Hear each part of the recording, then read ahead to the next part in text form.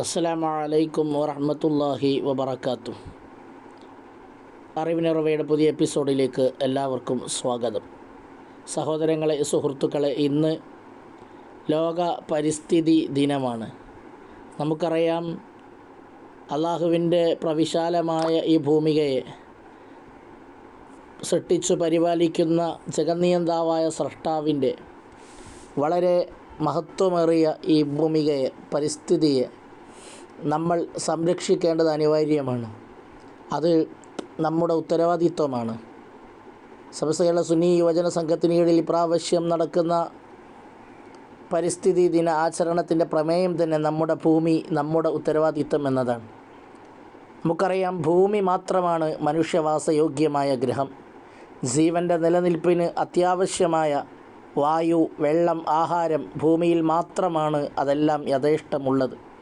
ഭൂമിയുടെ സ്വച്ഛന്തമായ നിലനിൽപ്പ് മനുഷ്യൻ്റെ ആരോഗ്യകരമായ നിലനിൽപ്പിന് അനിവാര്യമാണ്. എങ്ങനെ നമുക്ക് ഭൂമിയെ സംരക്ഷിക്കാം? പ്രകൃതിക്ക് സന്തുലിതാവസ്ഥ നാം നിശ്ചയിച്ചിരിക്കുന്നു. നിങ്ങൾ ആ സന്തുലിതാവസ്ഥയെ ഭേദിക്കാൻ പാടില്ല എന്ന് വിശുദ്ധ ഖുർആനിൽ അള്ളാഹു ഓർമ്മപ്പെടുത്തുകയാണ്.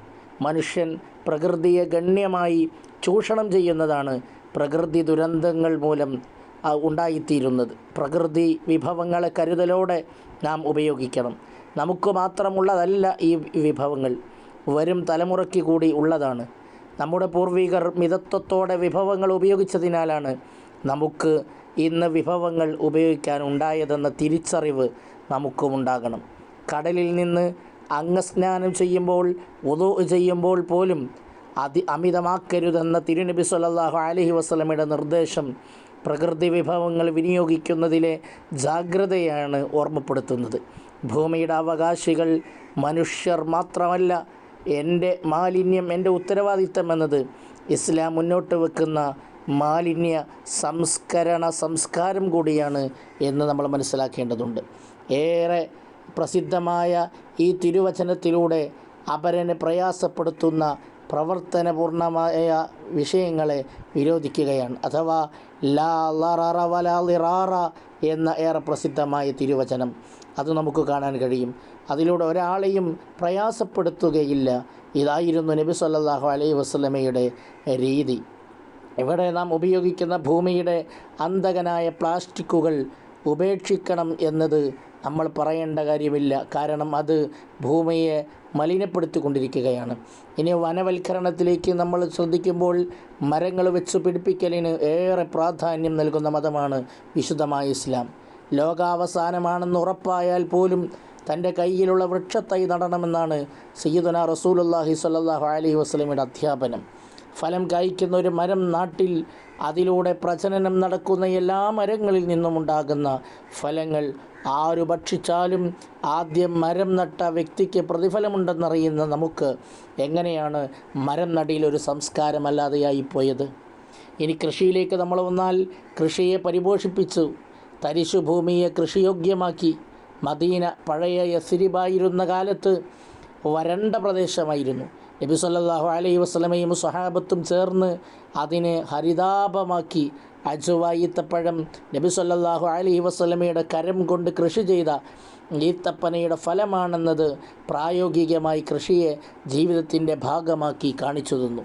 പ്രകൃതി സംരക്ഷണ മേഖല മക്ക, മദീന, ഇരു ഹറമുകൾക്ക് പരിസരം കിലോമീറ്റർ നീണ്ടു കിടക്കുന്ന പ്രദേശം സംരക്ഷിത മേഖലയാണ്, അഥവാ ഹറം എന്നാണ് അറിയപ്പെടുന്നത്.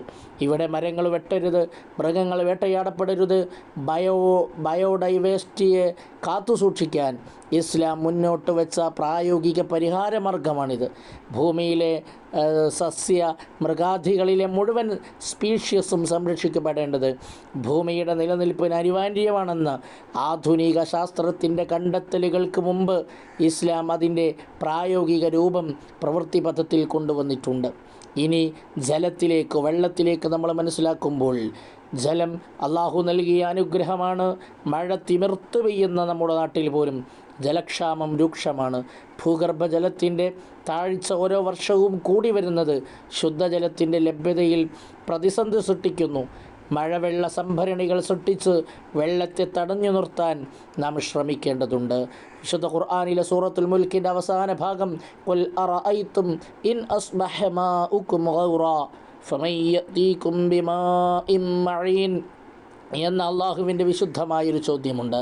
ഇവിടെ നമുക്ക് കൃത്രിമ മഴകൾ കൊണ്ട് സാധ്യമല്ല.